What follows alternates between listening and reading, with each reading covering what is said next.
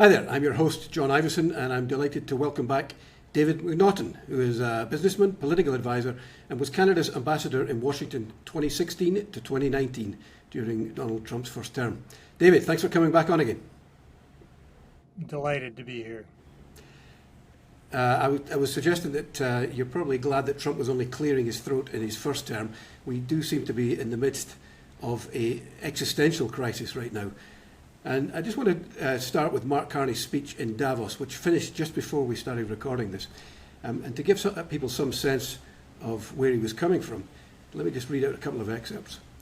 He talked of a fundamental shift in our strategic posture, prioritising broad engagement to maximise our influence and forging different coalitions for different issues. His criticism of Trump was hardly veiled.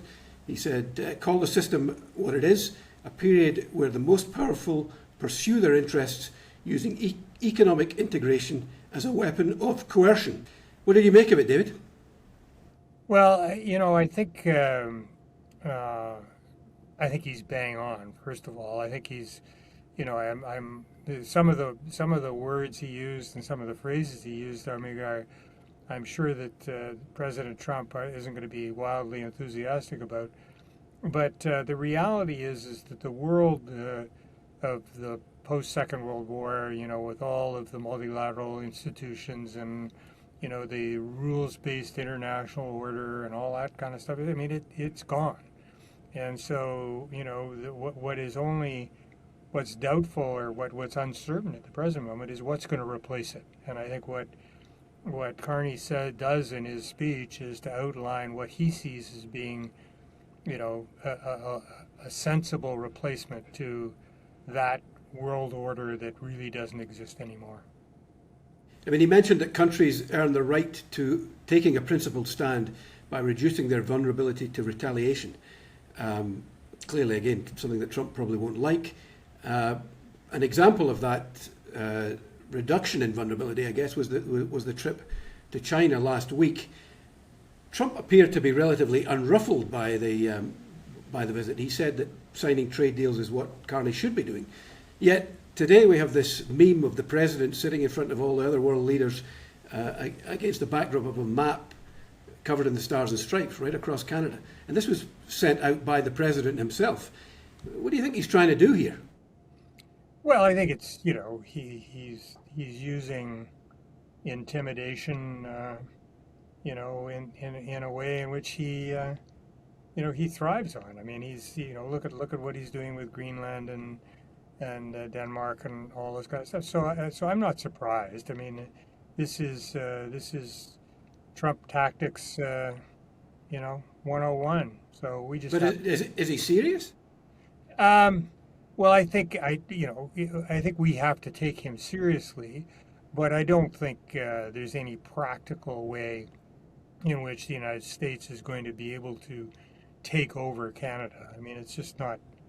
I mean, he'd find that would be pretty challenging, and I don't think he fully appreciates how Canadians really feel about all of this. Does Canada still have allies in Washington, in Congress, or in the military? Yeah, they do. I mean, I think we've still got lots of allies. I think the problem at the present moment is that a lot of those allies are not speaking up.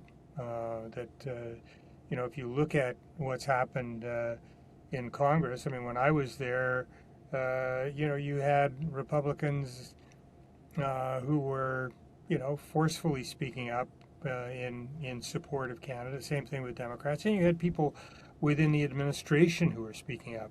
What you've got right now is, I wouldn't say they're all yes men and women, but it's you don't see an awful lot of resistance. Now, as we get closer to the midterms, is that going to change? We will see. Do you think, I mean, you sound like you're not particularly concerned that if Trump issued an order to the military in Greenland or even in Canada, that they would deem it lawful and act upon it? Well, they might, although I doubt it.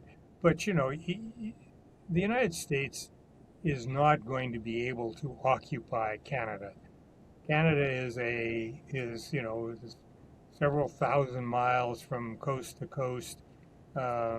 It would not be in America's interest to take military action against Canada. Now, having said that, we need to get our act together in terms of our own defense spending and everything else, and I think the Prime Minister's talked about that. But I think it would be foolhardy in the extreme for the United States to think that they could occupy Canada. I mean, they tried that once before, and we managed to beat them back fairly handily. So, Goldie Hyder at the Business Council was suggesting that Carney's sort of first directive should be do no harm when it comes to the review of USMCA.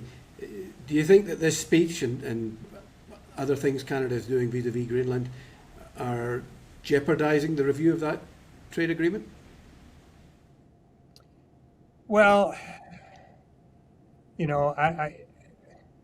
my own preference is not to sort of use incendiary language publicly. I think it causes Trump to react. But, on the other hand, you do need to be clear about the direction you're headed. And I think the Prime Minister's been pretty clear about that. Whether or not it is useful to, say things about Greenland and Denmark, I'm not sure about that. I think it has its pros and its cons, but by and large, I think what's happened is, and you can see this in the way in which the president reacts to the Prime Minister, is that there's a certain amount of respect that he has for the Prime Minister, and I think that's good.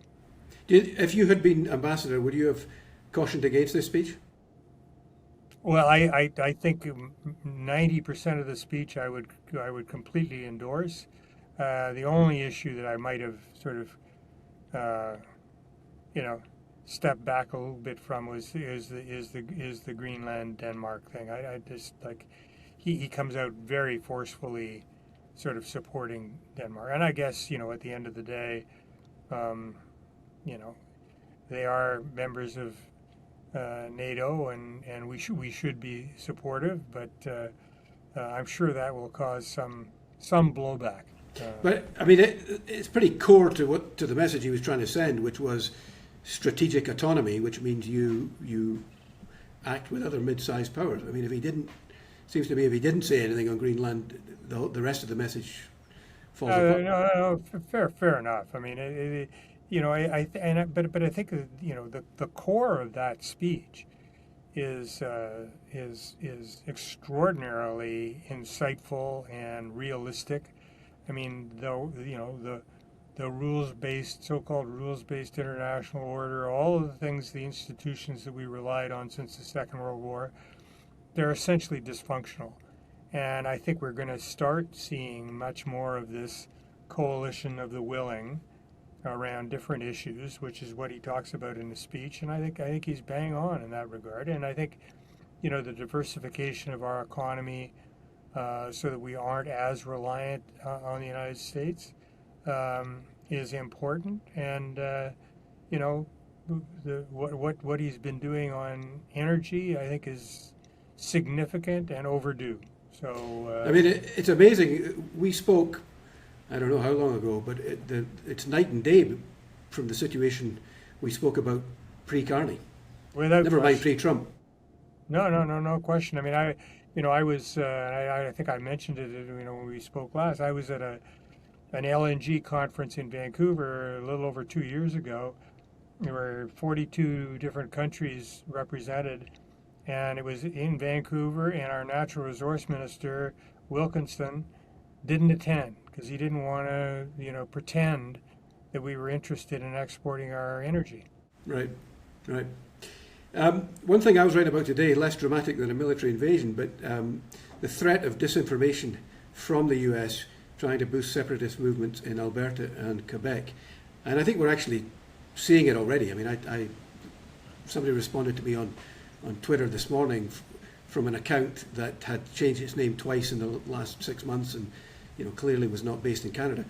So is that something that worries you?